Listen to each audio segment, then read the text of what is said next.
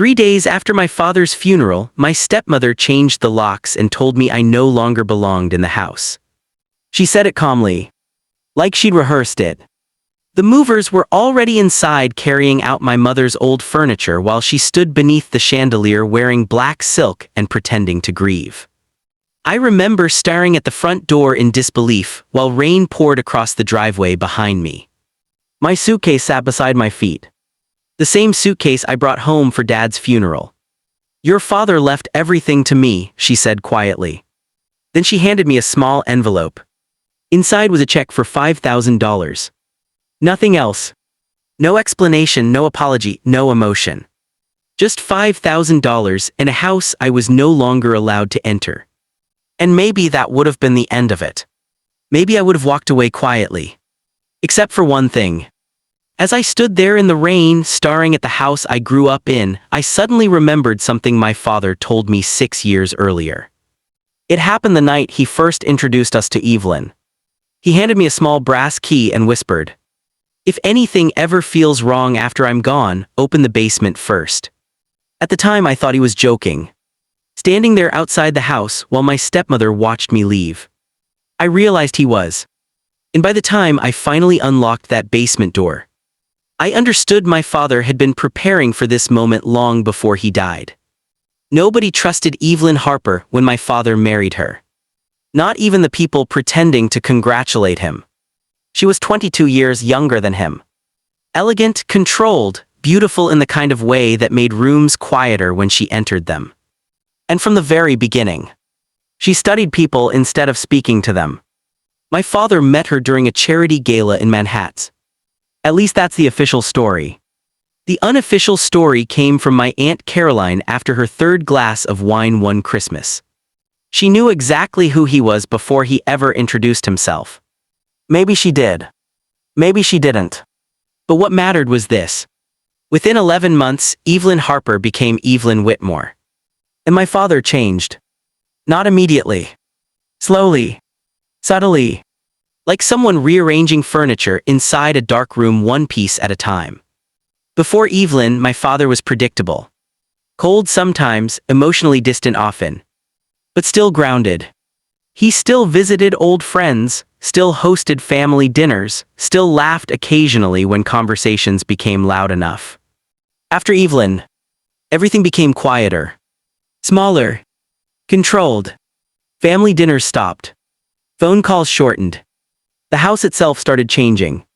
My mother's paintings disappeared first. Then old photographs. Then entire rooms were redesigned until the home no longer looked like the place I grew up in. And through all of it, Dad kept saying the same thing. "I'm happy." Maybe he believed it. Maybe he needed to. I tried giving Evelyn a chance. I really did. But every conversation with her felt strangely calculated. Like she was constantly measuring people. One Thanksgiving, she sat across from me while everyone else cleaned dishes and quietly asked, "Do you ever regret becoming a teacher?" I looked up from my coffee. "No." She smiled politely. "Interesting. What is?" "The idea that someone can choose purpose over wealth." Her voice sounded genuinely curious. Not judgmental. That almost made it worse. "Not everyone wants the same things," I told her. Evelyn stirred her tea slowly. "No," she replied softly. "But everyone eventually reveals what matters most to them." At the time, I didn't understand what she meant. Years later, I realized she had spent her entire life studying people through one question. What are they willing to sacrifice? And unfortunately, my father was willing to sacrifice more than he realized. The first major argument happened 2 years into their marriage. Dad missed my birthday dinner. Again. When I finally called him near midnight, Evelyn answered instead. "He's sleeping. It's barely 11. He had a stressful evening." I stared out my apartment window. "You know today was my birthday, right?" Silence. Then, "Yes."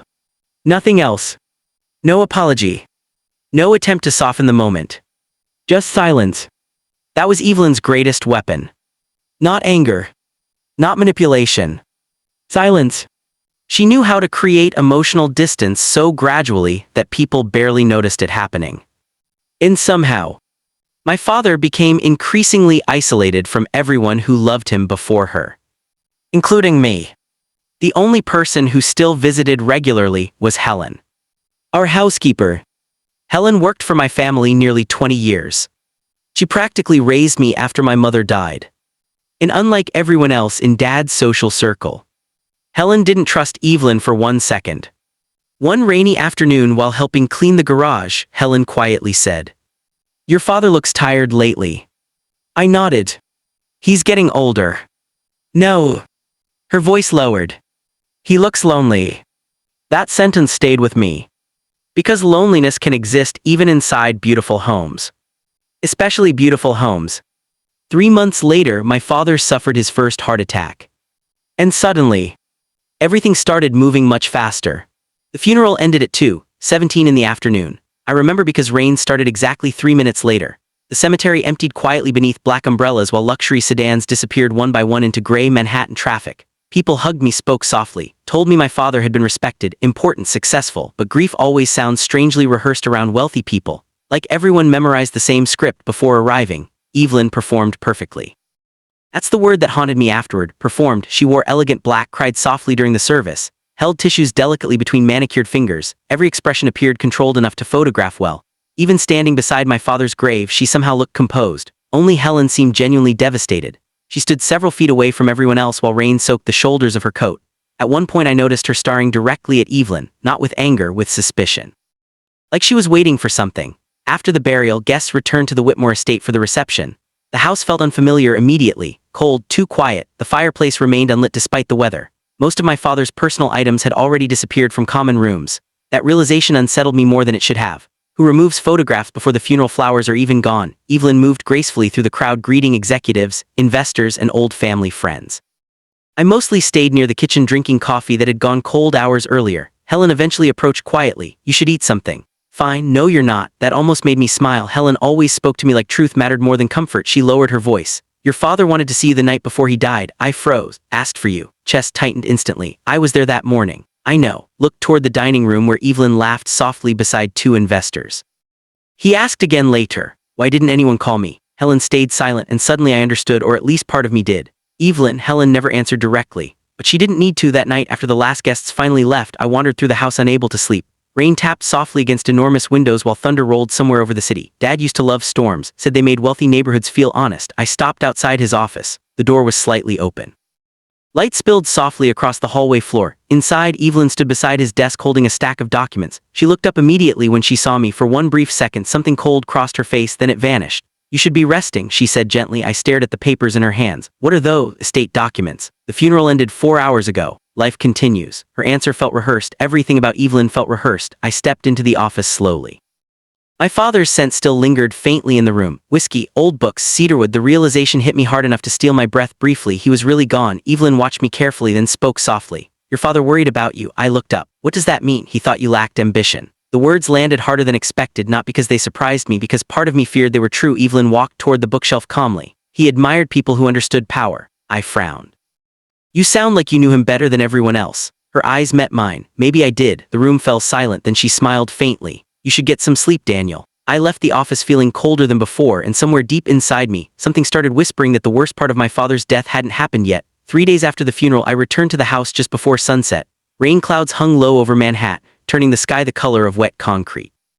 The driveway gates opened slowly as I approached. For a moment, everything looked normal. The same stone fountain, the same black luxury sedans, the same enormous windows glowing softly against the storm, but something felt wrong immediately. The front door, the brass handles had been replaced. I stopped halfway up the steps, and then I saw the movers. 2 men carried one of my mother's old paintings through the hallway while another stacked boxes near the entrance. I frowned. "What's going on?" Neither answered.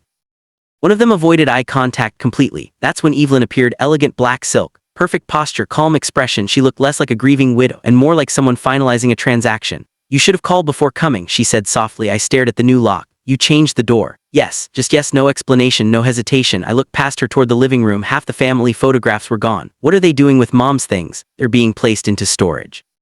"That's not your decision." Evelyn tilted her head slightly. It is now. Thunder rolled somewhere over the city. I felt something tighten slowly inside my chest. Dad's been dead for 3 days. Life continues. That sentence again, cold, measured, emotionally empty. I stepped toward the doorway. She blocked me calmly, almost politely. You can't stay here anymore. For a second, I honestly thought I misunderstood her. What? Your father left the estate to me. Voice never changed. The attorneys advised simplifying residency arrangements immediately. Residency arrangements. That's how she described throwing me out of my childhood home. I laughed once, not because anything felt funny, because the situation suddenly felt unreal. You're serious? Yes. Behind her, one of the movers carried out a framed photograph of my mother. I stared at it while rain began falling harder across the driveway. You already planned this. Evelyn's eyes narrowed almost invisibly. Your father planned his estate carefully. Then she handed me a small envelope. Inside was a $5,000 check, nothing else. I looked up slowly. That's it. You're a grown man, Daniel. The way she said my name made it sound inconvenient. You have your own life. I stood there silently while rainwater soaked through my coat. Then something strange happened. Instead of anger, I suddenly remembered my father's voice 6 years earlier, basement hallway. Late at night. If anything ever feels wrong after I'm gone, open the basement first. My eyes shifted instinctively toward the side entrance leading downstairs. Evelyn noticed. And for the first time since I arrived, she looked nervous. Only for a second, but it was enough. Enough to tell me my father had left behind something far more important than money, and whatever it was, Evelyn desperately hoped I never found it. I stayed inside the basement office until nearly 4 in the morning. Tape after tape revealed pieces of a hidden life I never knew existed. Dad documented everything: conversations, arguments, medication changes, attorney meetings, but the recordings weren't angry. That was the unsettling part. He sounded heartbroken. One recording began with soft jazz playing faintly somewhere upstairs, then Evelyn's voice, calm, controlled, beautiful. You need to stop questioning me in front of staff.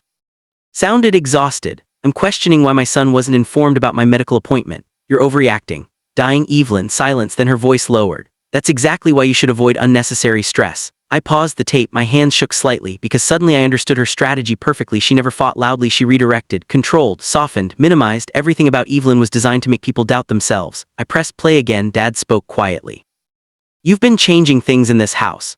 Things change. You removed her photographs. Long silence, then Evelyn answered softly. She gone. The sentence hit me harder than expected, not because it sounded cruel, because it sounded empty, like grief itself irritated her. Another recording revealed discussions with attorneys, estate revision, trust restructuring, beneficiary adjustments, and every single conversation ended the same way: Dad hesitating, Evelyn pushing gently, never aggressively.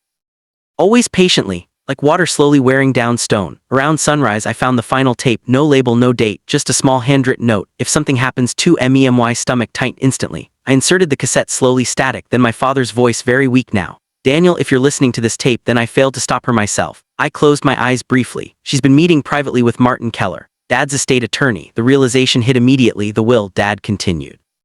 I requested changes removed 3 separate times. Pulse quickened, but every revised document somehow returned worse than before. Thunder cracked above the house. She believes sick people stop noticing details. A bitter laugh escaped him. But sick people notice everything. The tape hissed softly, then came the sentence that changed the entire story. I never signed the final version willingly. I stopped breathing. No, Dad inhaled shakily. If you found this room, then you already know she isolated me.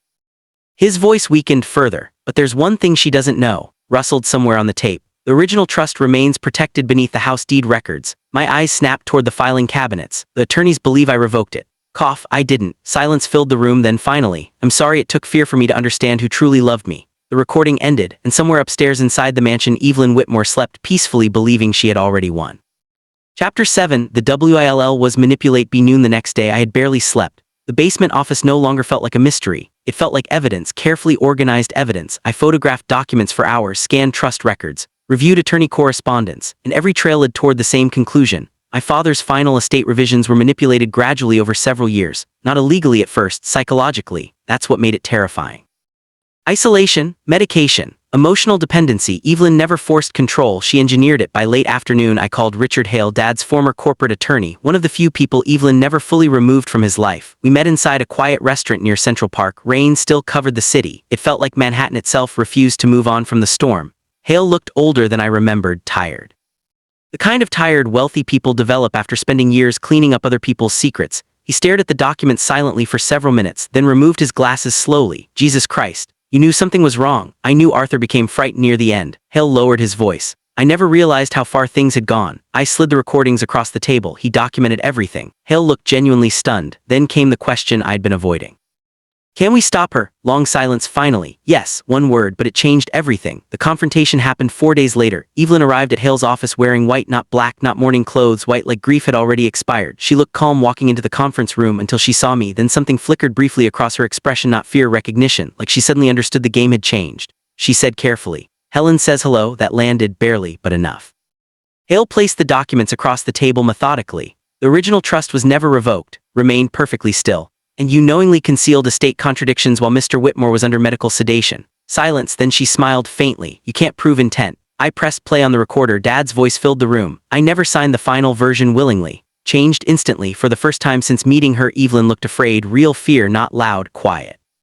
Because intelligent people understand consequences immediately, Hale leaned forward. "Can proceed privately or publicly." The room fell silent. Rain streaked across giant office windows behind her. Evelyn stared at the recording device for several seconds, then finally asked, "What exactly do you want?" Not, "Did I do something wrong?" Not, "Arthur misunderstood." Just, "What do you want?" Because people reveal themselves most honestly when they realize the performance is over. The settlement happened quietly, no courtroom, no public scandal, no newspaper headlines that surprised people later. They expected revenge. But revenge wasn't what my father wanted. Truth was, Evelyn surrendered control of the estate within 2 weeks. The original trust restored ownership of the Whitmore property, investment accounts, and protected family holdings. Hale handled everything discreetly. The official story became estate restructuring complications. Wealthy people hide ugly truths behind polished language. That's how entire cities survive. The day Evelyn moved out, snow covered Manhattan for the first time that winter. I stood near the staircase while movers carried designer furniture toward waiting trucks outside. The house felt strangely hollow, not peaceful yet, just emptied. Evelyn descended the staircase slowly, wearing a gray wool coat, elegant as always, controlled as always, but something inside her looked smaller now, less certain. She stopped near the doorway. Neither of us spoke immediately. Finally, she looked around the mansion quietly. I did love him. I studied her carefully, and strangely enough I believed her in her own way. That was the tragedy. People like Evelyn don't understand the difference between love and possession. She mistook control for intimacy, and by the time she realized the difference, Dad was already gone. "You isolated him," I said softly. Her eyes lowered. "He isolated himself." "No." I looked toward the empty living room. "He trusted the wrong person." That hurt her. I saw it immediately. Not anger, pain, real pain. Evelyn inhaled slowly. "Do you know what loneliness does to people?" The question caught me off guard. She stared toward the windows where snow drifted softly outside. "It makes them willing to ignore things they shouldn't." For one brief moment she sounded human, not manipulative, not calculating, just tired. Then the moment disappeared. She adjusted her coat calmly. "I hope you find whatever version of peace Arthur couldn't." Then she walked out. No dramatic ending, no screaming, no collapse, just a woman leaving a house she tried too hard to control. The front door closed softly behind her, and silence finally returned to the Whitmore estate. Winter settled over Manhattan slowly after that. The house changed first. Warm lighting returned. My mother's paintings came out of storage. Old photographs reappeared across hallways. Even the air inside the mansion felt different. Lighter. Helen returned 2 weeks later. The first thing she did was cry in the kitchen. The second thing she did was complain about dust upstairs. That made me laugh harder than I expected. Grief leaves strange spaces inside people. Sometimes laughter fills them unexpectedly. One snowy evening I sat alone in Dad's hidden basement office listening to the final recording again, not for evidence, for understanding. His voice sounded older every time I heard it, more human. Less like the powerful businessman everyone else remembered. And maybe that was the real inheritance he left behind. Not money, not property, honesty. The kind people usually discover too late. I opened the final letter resting inside my folder one last time. "Daniel, if you're reading this, then eventually the truth surfaced. I spent years believing strength meant control. Your mother understood something I didn't. Real love makes people feel safe, not managed, not monitored. Safe. Don't repeat my mistakes." I stared at the page quietly, then looked around the hidden room beneath the house. This room once represented fear. Now it represented something else entirely. A man trying desperately to leave behind truth before someone erased it. Outside, snow fell softly across Manhattan. The city looked calmer beneath winter, more honest somehow. I walked upstairs slowly and stopped beside the front entrance. The same entrance where Evelyn once told me I no longer belonged. Funny how quickly power changes shape. Months earlier I stood there grieving, confused, alone. Now the house stood silent around me, not victorious, not triumphant, peaceful. And finally I understood what my father had really spent his final years trying to protect. Not the estate, not the money, the truth. Because people spend their lives believing silence means weakness, but silence observes, silence remembers. And eventually silence delivers its verdict.